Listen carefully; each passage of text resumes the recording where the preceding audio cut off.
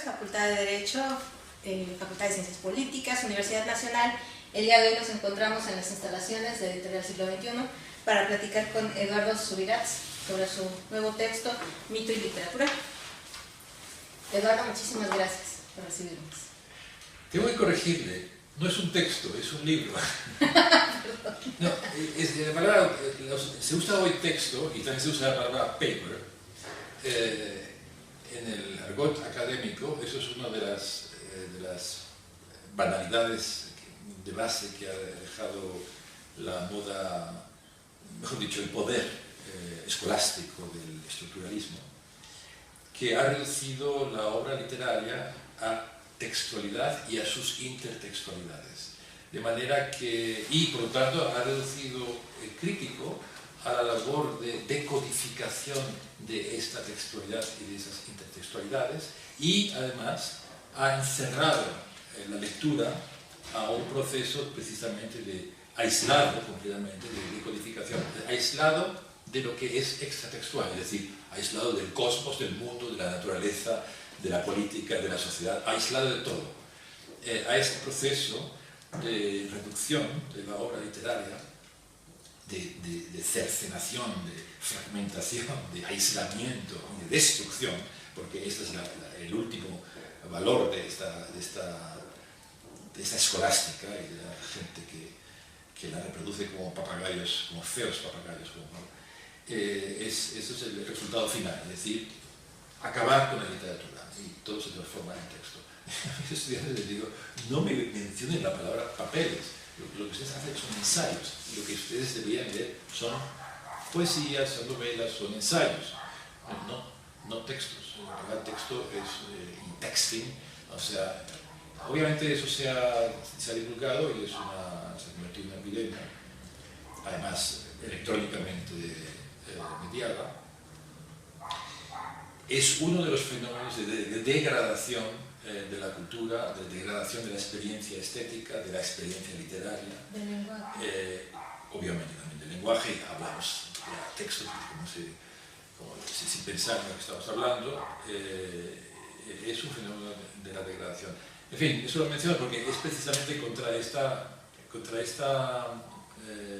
trivialización impuesta, y en primer lugar por las universidades norteamericanas en las cuales yo trabajo esencialmente, está escrito este libro. En mi universidad, en New York University, no puedo presentarlo porque mis colegas lo consideran como una afrenta a su ignorancia, a su espíritu burocrático, a su escolástica estructuralista o postestructuralista, que, por decirlo pronto y mal, cuyo único mérito es reducir el mundo entero a un texto, a un código, a un landmark, a un logo. Vivimos en un mundo cada vez más reducido a logos, a marcas, a slogans, el mundo de un espectáculo completamente empobrecido. Y frente a esto, en este libro lo que he hecho es reinventar, analizar además, legitimar y distinguir, en el sentido literal de la palabra, distinguir 5 obras clásicas y modernas.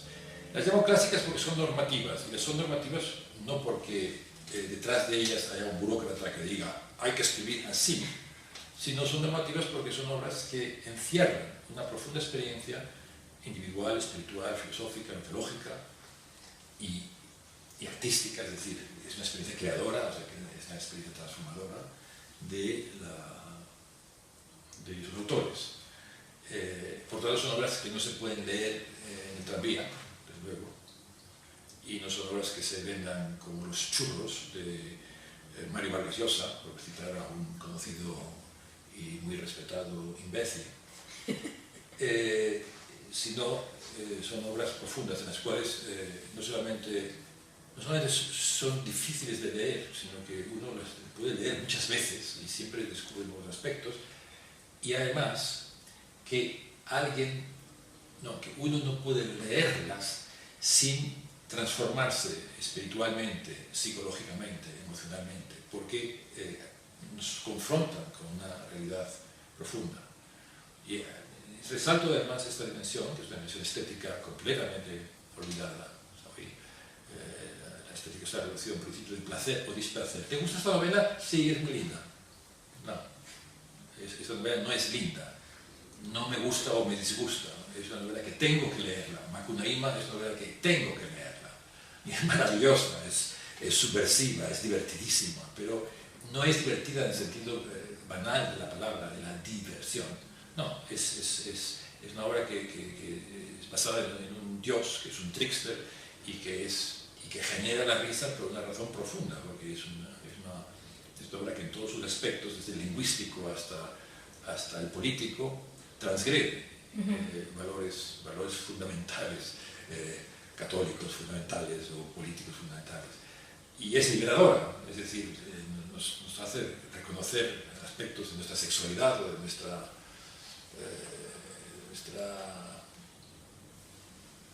vida cotidiana que a veces no reconocemos. La novela está para eso, para hacernos más conscientes, para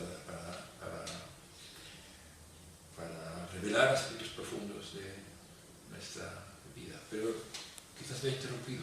No. Usted me iba a hacer una pregunta. De hecho, me alegro de haber incurrido en ese error, porque entonces ya sé que no debo de utilizar ese término. No se lo prohíbo, no se lo prohíbo. Puede utilizar tanto. Pero entonces ya utilícelo con conciencia. Con conciencia, exacto. Un poema no es un texto, es otra cosa. Porque a veces lo hacemos precisamente por guiarnos por lo que alguien más lo dice, en verdad. Sí, hay toda una jerga académica instalada, profundamente instalada, y hay que acompañar a la degradación burocrática de la academia. Vengo de una reunión en la cual hemos hablado ahora en la UNAM de México, en la que hemos hablado precisamente de este proceso en que ya el control, la degradación lingüística, conceptual y espiritual de la academia ha llegado a un extremo tan grande que ya solamente deja una alternativa, y es dejarla. Cada vez se vuelve la academia ya no solamente una institución vacía, sino en una institución inhóspita. Y en primer lugar, intelectualmente inhóspita. Eso es lo que hemos logrado a través de multitud de reformas que no han reformado nada, solamente han legitimado poderes nefastos de las burocracias. Pero volvamos a sus preguntas. No, volvamos a Piti y literatura. Yo le quería hacer este comentario. De hecho, cuando terminé de leer el libro, lo primero que me vino a la mente fue esto de cómo nosotros nos enfrascamos en este consumismo literario y en verdad no valoramos lo que estamos leyendo. Por ejemplo, podemos estar comprando el último libro de Dan Brown y hablar pésimo de sus finales porque nunca sabe terminar los libros, así tal cual los libros. Y podemos estar leyendo a Vargas Llosa siempre como alguien que produce por producir y por vender, y nosotros por consumir y por decir, es que leo a Vargas Llosa, yo ya soy intelectual. Creo que ese tipo de cuestiones son las que están desvirtuando precisamente que no valoremos obras como por ejemplo de Pedro Páramo. Sí, uno de los puntos de partida y una de las frases con las cuales me identifico plenamente, la formuló Thomas Mann en el contexto de la guerra mundial, de la última guerra mundial, cuando literalmente dijo, hemos de tomar los mitos fascistas y transformarlos en mitos humanos. Y a eso añadió que su obra literaria, la de Thomas Mann, no la de Mario Vargas Llosa y otros fabricantes de libros, él dice, lo que he hecho en mi obra es precisamente juntar la conciencia mitológica con una profundidad psicológica para la cristalización de mis personajes y de mis novelas. esta es la base, ese es el elemento fundamental de toda la novela. Es mito y psique, es mito y alma. Alma en el sentido de la psique griega, es decir, no en el sentido de la psicología lingüística lacaniana, sino en ese sentido profundo, es decir, nuestra conciencia y nuestro inconsciente está, por decirlo una expresión sencilla, está cosido, zurcido y cosido a través de mitos, de muchos dioses. Y no solamente, obviamente, y no solamente mitos y de símbolos y de conceptos cotidianos y de conceptos filosóficos. Pero el aspecto mitológico y el aspecto psicológico son el sustrato más profundo a partir del cual podemos crear poéticamente. Obviamente la palabra creación no se aplica a la literatura comercial, es decir, no se aplica a los Vargas Llositas que reproduce el mercado editorial. Este es el sentido que además explícito en el primer capítulo de mi libro y en todo el libro he asumido, y por eso lo llamo mito y literatura. El mito es literalmente es el origen de toda literatura, es decir, si vamos a una literatura clásica de los griegos, pues Homero es una literatura que se alimenta enteramente de mitos. La tragedia griega es una tragedia basada en mitos. La filosofía griega es una filosofía basada en mitos. Y la filosofía náhuatl es una filosofía basada en mitos. Y la poesía náhuatl es una poesía basada en mitos. Y la poesía de Juan Rulfo es también una poesía basada en mitos, que al mismo tiempo articula con esta conciencia mitológica, articula desde una profundidad, articula algo que no es mitológico, que es el contexto de la corrupción de la Iglesia al servicio de los caciques machistas mexicanos que representan a Pedro Páramo, la violencia instaurada desde hace muchos siglos en México como forma de vida por los mismos poderes para protegerse de cualquier forma de resistencia contra sus permanentes abusos. Esta simple tarea, pero obviamente tarea prohibida, y en primer lugar en mi propia casa, en la Universidad de NYU, es lo que he asumido en este librito.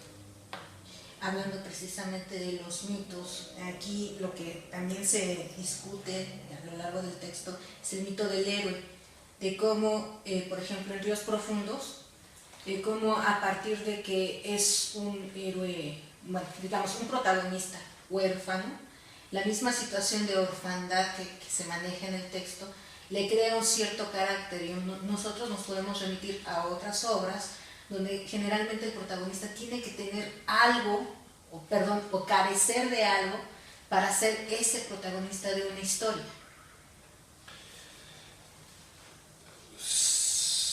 Bueno, en primer lugar, de nuevo, un problema de palabras. Cuando usted mencionó al héroe, pensaba que usted me estaba citando a ese otro majadero que se llama Sabater, No. este filósofo español a la Violeta. El protagonista Ernesto parte de una situación de carencia absoluta, lo que en quechua llama huacsho, y que él define además bellamente bajo esta palabra.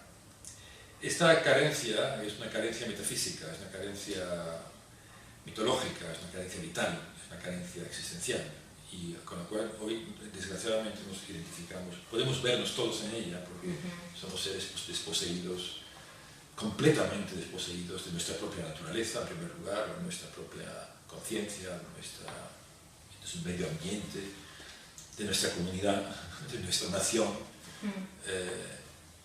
Estamos simplemente vacíos. Ese estado de vacío es perfecto para los sistemas de dominación, es decir, ahí en este sujeto lingüístico vaciado de toda experiencia, este sujeto lacaniano vaciado de toda experiencia, hoy se lanzan los sistemas de hackers y no hackers de internet y de televisión para vender los productos, para controlar nuestros actos, para vigilar nuestras decisiones, para, si es necesario, para castigar nuestros comportamientos desviados, ya sea en el consumo o ya sea en las decisiones políticas o en las acciones sociales.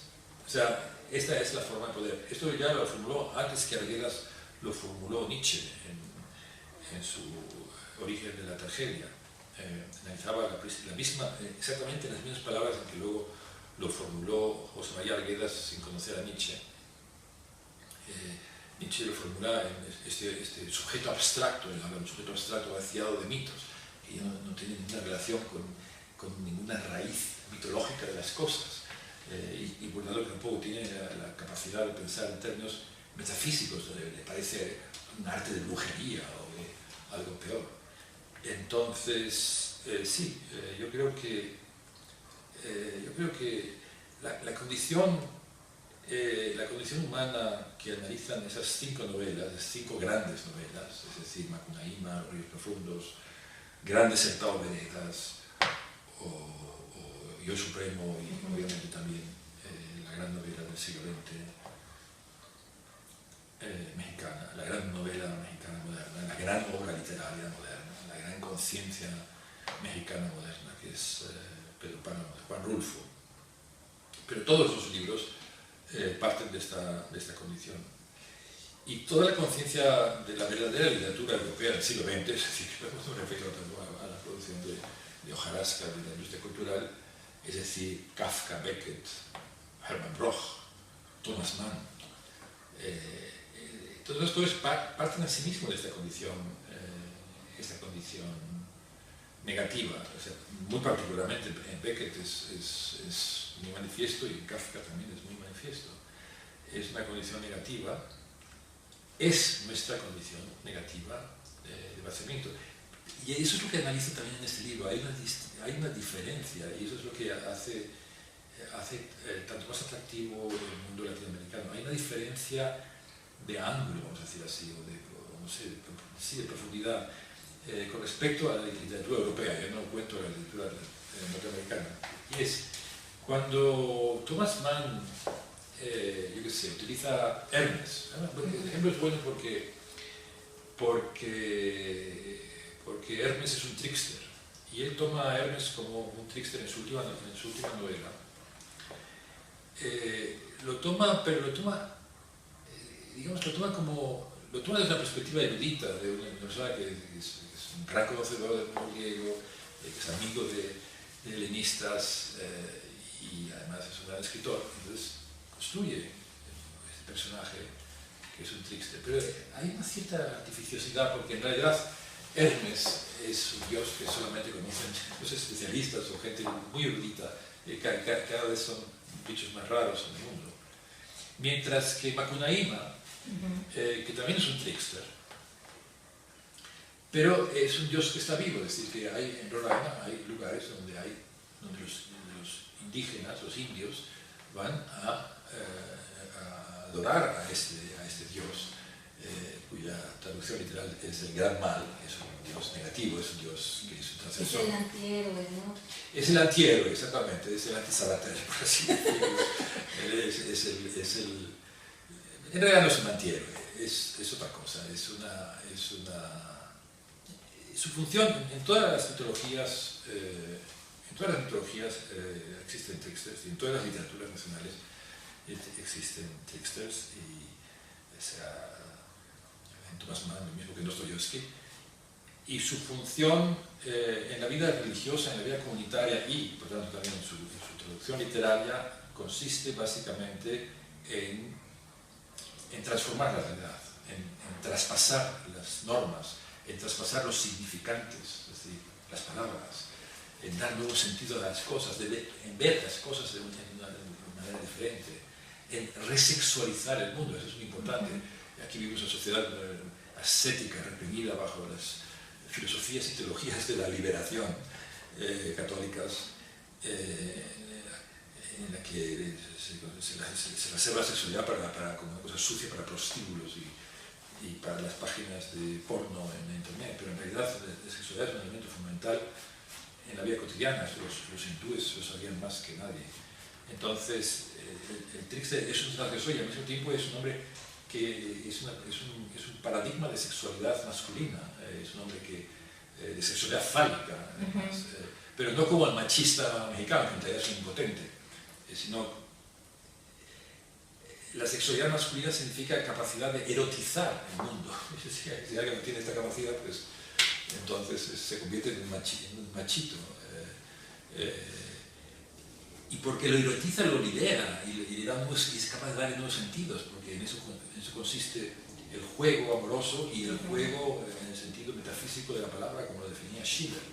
En fin, esas dimensiones son las que he tratado de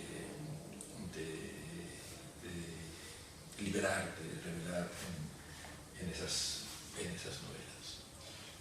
Al final quería yo mencionar a Yo el Supremo. Para mí es como una referencia, igual es una mala referencia, ahorita dirá, a Franco, por esta cita que se hace. Bueno, más o menos es así: yo soy el árbitro, puedo decir la cosa, fraguar los hechos, inventar acontecimientos. Escribir no significa convertir lo real en palabras, sino hacer que la palabra sea real. ¿Y por qué me remite a Francisco Franco? No, esta canción de crear. Franco no, o sea, no se puede comparar. Esos pequeños dictadores son caricaturas humanas, son seres desgraciados, son gente que no tiene ni siquiera capacidad de coser dos palabras. No, además, Yo el Supremo es una figura mucho más compleja. Es un dictador, pero al mismo tiempo es un liberador, es un revolucionario. Y es un revolucionario en un sentido fuerte de la palabra, teológico, político. Fue el fundador de la creación, fue el creador de la nación paraguaya en términos históricos reales. Entonces, al mismo tiempo, es un chamán, es un brujo, es un hombre que, claro, el lenguaje que utiliza Roa Bastos es un lenguaje paródico, es un lenguaje que se inspira en la risa, incluso en frases tan serias como la que usted ha citado. Son chisteantes, no las encontraría usted en un tratado de filosofía. Claro que Él juega además con las palabras, las transforma, las quiebra, las destruye internamente y las hace por boca eso es lo que hace él por boca de Yo Supremo. Entonces, lo que trato de aquí de reconstruir es que esto no es para nada una novela del dictador. El dictador en sentido literal de la palabra. Él crea un personaje que sin duda alguna posee una realidad histórica en muchos políticos, en muchos revolucionarios latinoamericanos, que no han sido políticos profesionales, que han reunido esta dimensión de ser un militar, de ser un intelectual, de ser un líder político, y de ser un activista, y de tener también carismas mágicos o chamánicos, figuras como fascinantes como la de Castro, por ejemplo, sin ir más lejos. Obviamente no es posible hablar de Castro porque es tanto los elementos de la propaganda, que si es un diablo, que si tiene un rabo, que si tiene cuernos, que si, etc. O sea, esas cosas que es imposible hablar razonablemente, pero son figuras que cristalizan en sus vidas, no solamente, ni mucho menos, un afán de poder personal o político, sino cristalizan las ambigüedades, las contradicciones de sus pueblos, de sus naciones y de los contextos políticos internacionales que los han creado con esta fuerza de matices. Entonces, lo que ha hecho Roa Bastos ha creado un libertador y tirano ideal, obviamente, lo ha hecho sobre la base de un material que yo conocía en primera mano y que estudió en los archivos y que además conocía porque él es paraguayo, es decir, que era un personaje importante en la historia de Paraguay, y ha hecho una obra, además al mismo tiempo una caricatura del estructuralismo francés, o sea, y de muchas otras versiones de la arrogancia europea, fundamentalmente francesa, que o sea, se ríe de Voltaire, se ríe soberanísimamente de Derrida, etc. O sea, construye entonces un personaje que no se puede ni mucho menos reducir a una figura política, mucho menos un imbécil como todo lo que viene de España tiene el sello del atraso y de la pobreza de espíritu. Y lo digo porque no soy español, soy alemán, pero cada vez me entristece más esta pobreza expansiva, o sea, arrogante que todo lo español arrastra consigo, desde sus pseudo-filosofías hasta sus pseudo-literaturas. No hay obra que se salve. Pero volvamos a sus preguntas. Es que me enriquece mucho esto porque igual yo hice la referencia, tal vez no la referencia a Francisco Franco, pero por esta cuestión de querer... No toda referencia es buena, no le critico por eso, es una cosa que siempre digo. Por esta cuestión de querer controlar... Es una pregunta que tiene su sentido de ser, y se lo agradezco, porque o sea, esta novela ha sido clasificada inclusive por críticos tan distinguidos como Ángel Grama como literatura de dictadores. Y Ángel Grama hace un análisis fantástico, precisamente estableciendo este nexo político e histórico. Y ese nexo existe. Pero el propio Ángel Grama es consciente de que existen otras dimensiones que no son ese nexo. Por ejemplo, pone muy claramente en evidencia el aspecto de la crítica de la gramatología que atraviesa esta obra, por la cual en la academia de esta obra nunca nadie habla, o sea, porque como todos son más o menos escolásticos de esta religión, entonces no saben qué hacer con una obra que si uno no asume una actitud intelectual soberana con respecto al dictado del último francés de moda, pues no es capaz de entenderlo, entonces simplemente se arrincona y no se entiende esa novela como otras muchas cosas de la vida latinoamericana. Por tanto, su pregunta me parece, se lo agradezco mucho porque me da la oportunidad de expresar precisamente este importante elemento, es decir, es una figura literaria nunca tiene que ser una figura históricamente realista, pero tampoco tiene que ocultar mágico-realísticamente a la García Márquez los hechos históricos. ¿Qué es lo que ustedes resaltan mucho a la hora de analizar Pedro? Claro, entonces lo que hace él es profundizar en aspectos mitológicos, chamánicos, religiosos, misóginos, sexuales, teológicos, políticos, obviamente políticos también, esta figura, y a través de ella lo que nos da es una visión de América Latina, no ni de Paraguay, ni de la tragedia de Paraguay, sino de esa dimensión latinoamericanista de la novela. Roa Bastos es quizás, de todos los autores que aquí analizo, el que tiene una conciencia mayor, probablemente porque fue un exiliado paradigmático, vivió prácticamente toda la vida fue en Argentina y en Europa, y el exilio es una condición privilegiada para poder pensar una realidad nacional. Es la condición privilegiada. Entonces, es una novela política, es una novela sobre dictadores y es una enciclopedia en la que se habla de todo, desde la vida de los perros hasta los movimientos de los astros.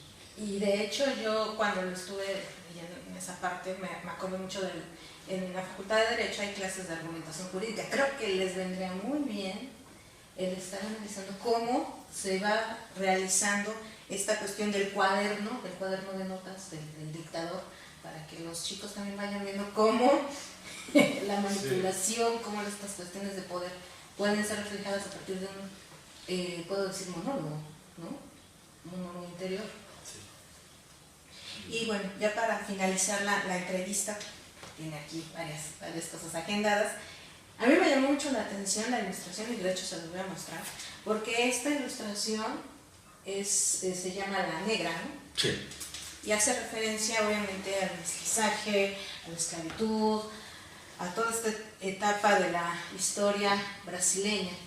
Y americana. Y americana. Americana de todas las Américas. O sea, por eso la he puesto aquí. Es un cuadro importante de Tarsila do Amaral.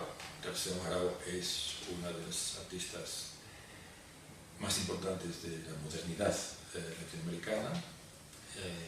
Entonces, es una obra programática. O sea, es una negra, no es mestizaje, es una negra. Pero además, esta obra tiene una lectura, esta negra tiene una lectura muy fácil y muy interesante. Es una Madonna. Es decir, está en el lugar en el cual la tradición clásica de la pintura europea y católica ha representado a la Virgen María. Entonces es una diosa, obviamente no es una diosa cristiana, es una diosa negra y es una mujer que habla por su enorme sensualidad y por su carácter maternal, es decir, la centralidad del seno es sensual, pero significa también la grande madre. Y es una tradición que existe en el mundo brasileño, muy arraigada, esa tradición de la gran madre mitológica, pero encarnada en la madre negra, en la ama negra. Entonces es un homenaje a este personaje, que además es importante, además no solamente, digamos, por el carácter funcional de ama, sino que a través de dar la leche, esa mujer negra ha creado un ritmo vital, ha creado palabras, ha creado una relación afectuosa entre el blanco y el negro, o el blanco y la negra, o la negra y el blanco. A eso me refería yo como... A esas dimensiones, es decir, que es un cuadro que resume todas esas dimensiones, como muchos cuadros de Tarsila do Amaral. No se ha hecho un análisis todavía realmente profundo de la obra de Tarsila do Amaral. Se han dicho muchas estupideces, se relaciona con el cubismo, pero todo tiene que empezar y acabar en París, lo cual es una necesidad. En fin, por esas razones la he puesto aquí como ícono. Bueno, pues no me queda más que agradecerle, Eduardo. No, soy yo quien le agradezco sus preguntas y la pasión. Disfruté mucho la entrevista y sí, creo que habría que rescatar la obra de esta autor. Algo en lo que podamos nosotros apoyar en cuanto a que nos diga usted qué es lo que sigue después de Mito y Literatura, cómo podemos seguirlo, algún proyecto que... Lo que sigue a Mito y Literatura es un libro que está en la habitación de mi hotel, en manuscrito, y mañana espero poder ver algún editor, y se llama Arte y Revolución en América Latina.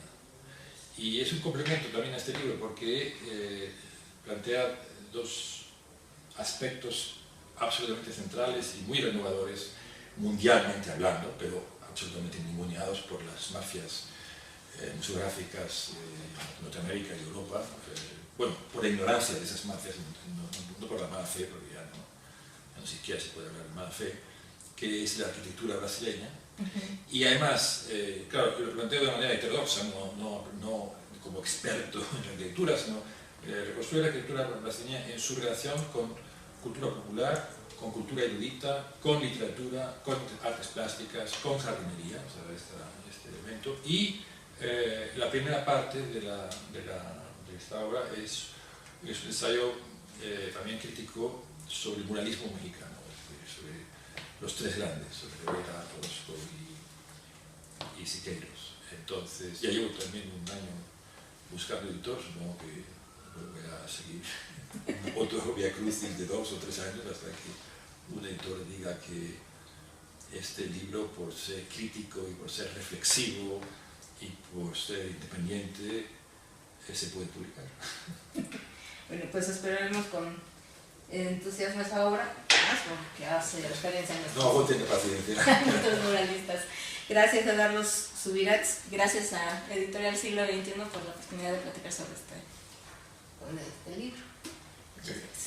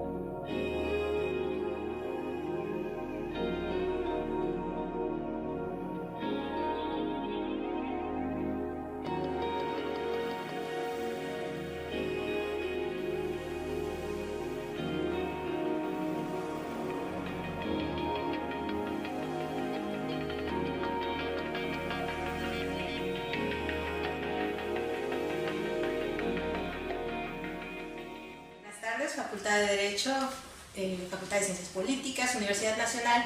El día de hoy nos encontramos en las instalaciones de Editorial Siglo XXI para platicar con Eduardo Subirats sobre su nuevo texto, Mito y Literatura.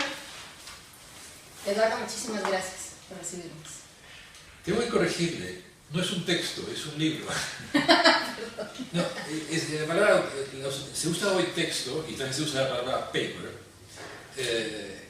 En el argot académico, eso es una de las banalidades de base que ha dejado la moda, mejor dicho, el poder escolástico.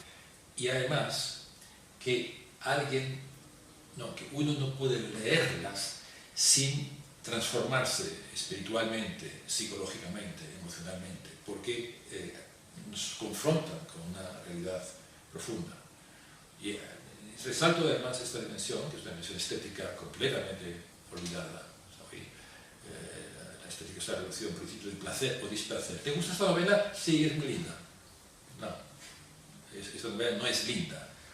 No me gusta o me disgusta. Es una novela que tengo que leerla. Macunaíma es una novela que tengo que leerla.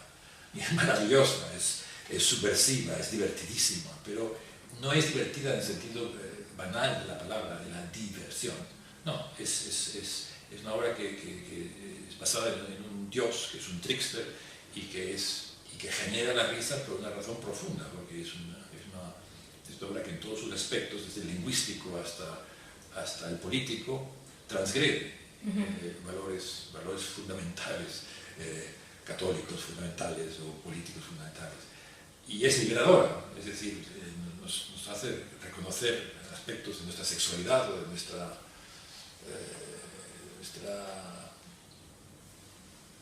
vida cotidiana que habla del estructuralismo, que ha reducido la obra literaria a textualidad y a sus intertextualidades.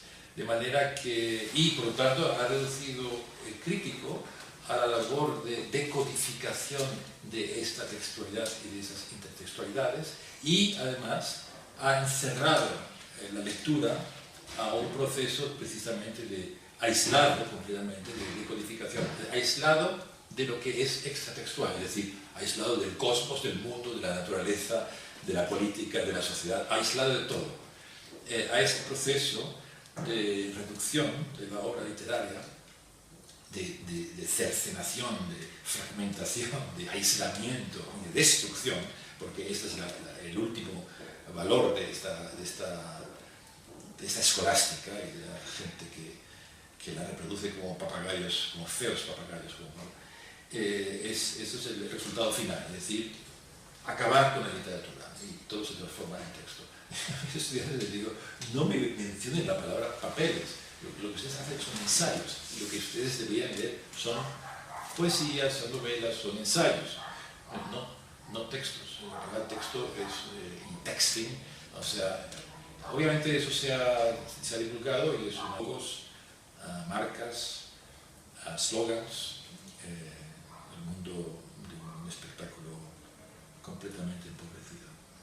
Y frente a esto, en este libro lo que he hecho es reinventar, analizar además, legitimar y distinguir, en el sentido literal de la palabra, distinguir 5 obras clásicas y modernas. Las llamo clásicas porque son normativas, y son normativas no porque detrás de ellas haya un burócrata que diga hay que escribir así, sino son normativas porque son obras que encierran una profunda experiencia individual, espiritual, filosófica, mitológica y artística, es decir, es una experiencia creadora, o sea, que es una experiencia transformadora de sus autores.